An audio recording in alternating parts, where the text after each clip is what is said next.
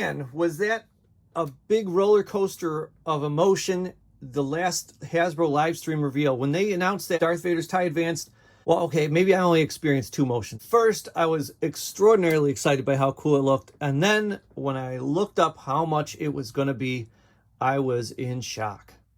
No Skill Customs.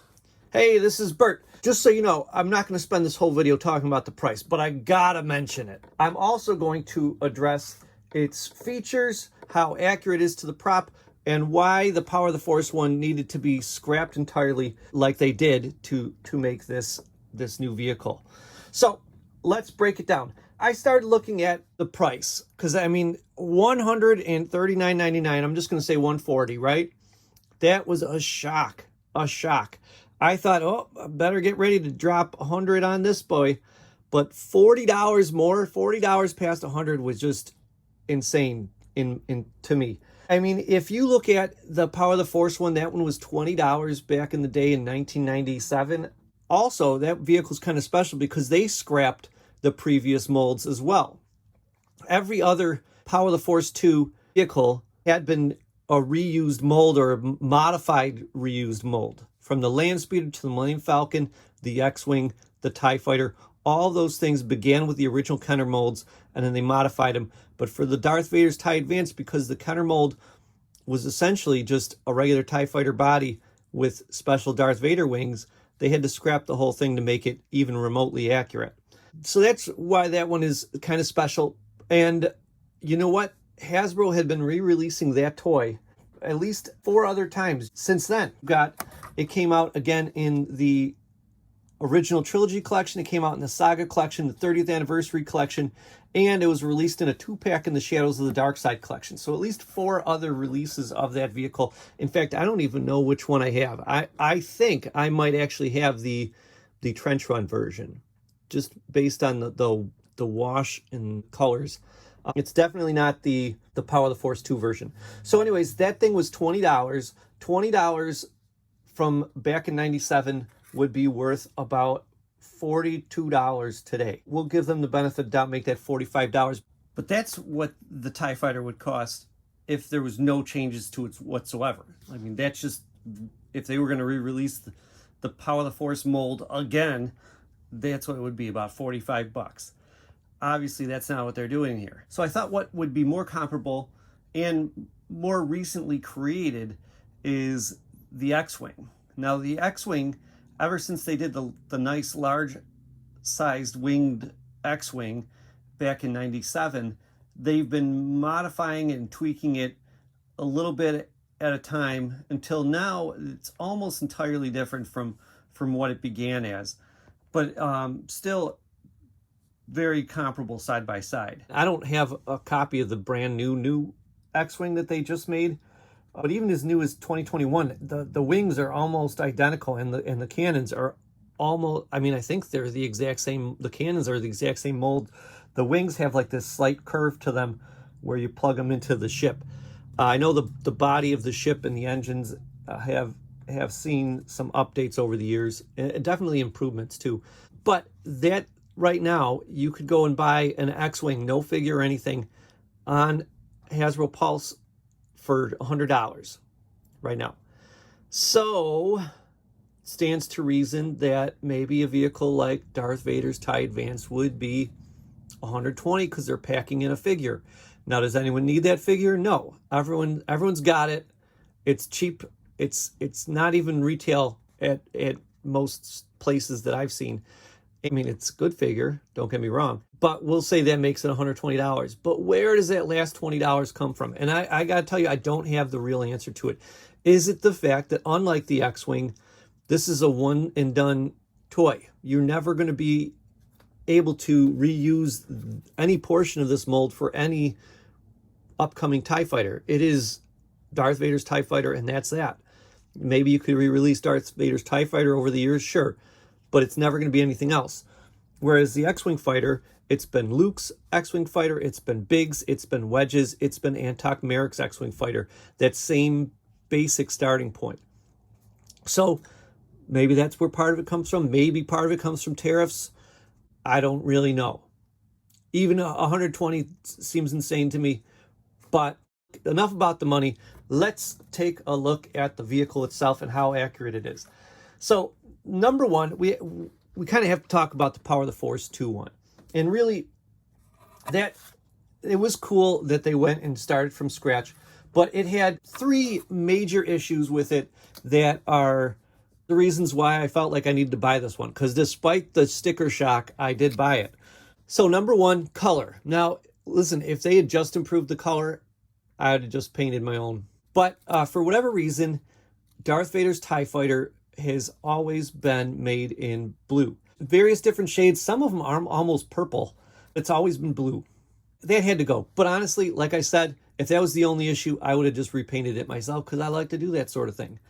Next were the action features. This little space in here between the cockpit and the wing has way too much wackiness going on, and it makes it pretty inaccurate. Maybe I could have spent some time and, I don't know, dremeled that out and put some new details in there, but that's a lot of work right there. But really the one thing that I think is hurting it the most is that the windshield is too small. And I believe it's because they made the body of the Darth Vader's TIE Fighter bigger than the body of the other TIE Fighters, but then still used pretty much the exact same or maybe just a slightly modified mold to make the cockpit cover. So it just feels a little too small. And that's really the thing that made me feel the most like we really needed a start from scratch sort of TIE Advance.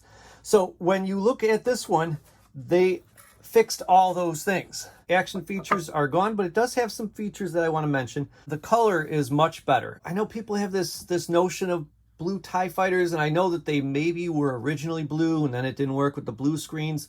But that's, I mean, at this point, that's not what's in the movie. So let's just make what we see. It's tough to tell whether they got the color right based on the photos. If you look at the promotional photos that were on Hasbro Pulse, the paint job looks a little bit different than what they showed in the Hasbro live stream. And I get it. It's tough to really tell what the colors are of Darth Vader's TIE Fighter in the movie. At times, it does almost look a little bit bluish. At times, it looks almost like it's white. But if you look at the original model, it's gray. Maybe they went a little bit dark with the gray. But what's really clear, whether you look at the film or the model itself, is that the one they had in the live stream, the contrast between the body of the ship and the detail of the windshield is not enough. I feel like that windshield detail is really dark gray, and they just didn't go dark enough for the color of the body of the ship. I'm hoping that it ends up looking a little bit more like what we see in the Hasbro Pulse images. I feel like those images have a pretty decent contrast. Maybe the body of the ship could stand to be a little bit lighter, but I'm kind of okay with that. Now, I have heard complaints that there should be at least a wash on it, especially given the price that we're paying. I mean, I look at Antok Merrick's X-Wing fighter, and the paint on that is so gorgeous that it does make it seem a little bit more like it's worth it. But in my mind, I just don't see Darth Vader's TIE Fighter as demanding a wash. I kind of feel like any of the sculpted details that it has don't need to be enhanced by dark lines around them all.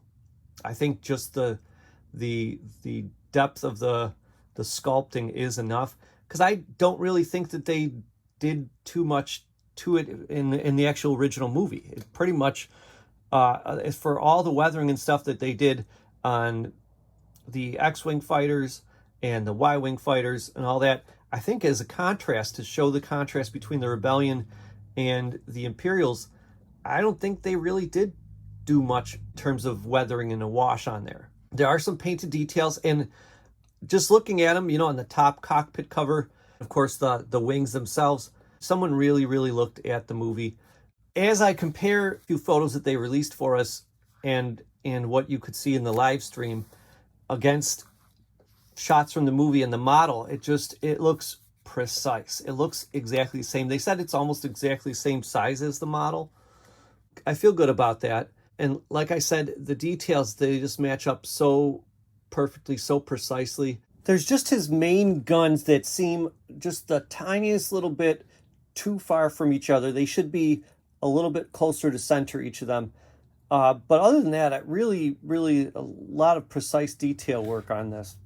One of the new features is a fully sculpted and detailed interior. If you look at the old one, I don't really know what the interior of the Power of the Force era sculpt was based on. It wasn't horrible, but you had the view screen that featured Luke's X-Wing fighter, but it was just a sticker on there. This one, I mean, it's probably going to be a sticker, but this one has his flight stick and all those little red markings that kind of glowed in the background. Looks like the interior of the ship as seen in those close-ups of Darth Vader. The other feature that I absolutely love is this swappable panel. They have the one panel where it gets damaged by running into the other TIE fighter. That is removable, and you can put in this battle damaged one. And the battle damaged one, again, you know, they pretty much made it look as close as you could to the actual prop that was used in the movie. I guess this could all be summed up by saying, yes, it's beautiful, yes, it's accurate, but yes, it's also more expensive than it should be. But what are you going to do? I still bought it. They know they have you. Where else are you going to get a beautiful TIE Advance like this? See, that's how they get you. All right, this has been Bert. I'll see you next time.